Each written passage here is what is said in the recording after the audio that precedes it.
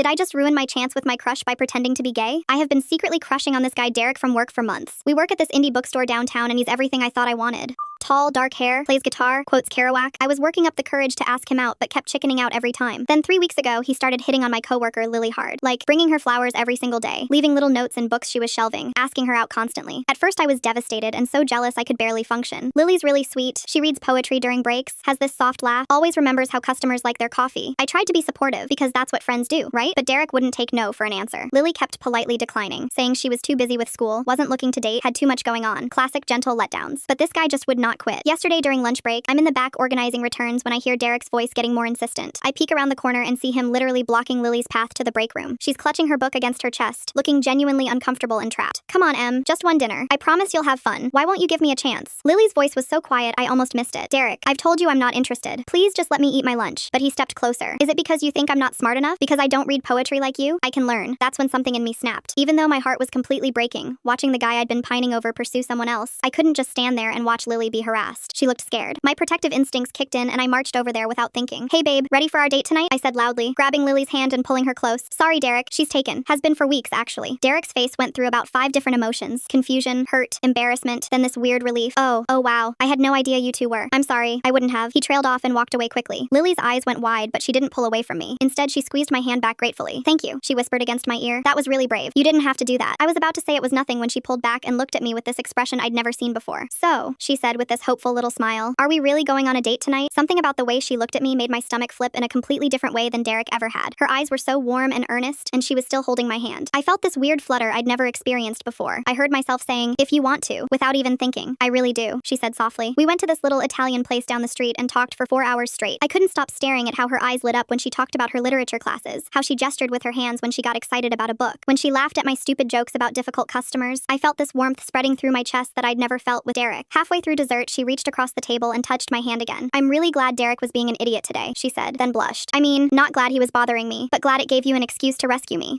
I've been trying to figure out how to talk to you for weeks. Talk to me about what? I asked, even though my heart was already racing. About how I've had the biggest crush on you since you started working here. I thought you were straight, so I never said anything. That's when it hit me like a truck. I'd spent months thinking I wanted Derek, his attention, his approval, his affection, but sitting there looking at Lily's shy smile and bright eyes, I realized what I actually wanted had been right in front of me the whole time. Every coffee break conversation, every shared laugh over weird customers, every time she'd light up when she saw me, I'd been missing all the signs because I was so fixated on some fantasy version of love. I think I've been an idiot too, I told her, and leaned across the table to kiss her. We've been together 2 months now, and I've never been happier. Derek found a girlfriend from the coffee shop next door, and actually thanked me for opening his eyes. Apparently he was so focused on Lily because he thought that's what he was supposed to want. But he's much happier with someone who actually likes him back.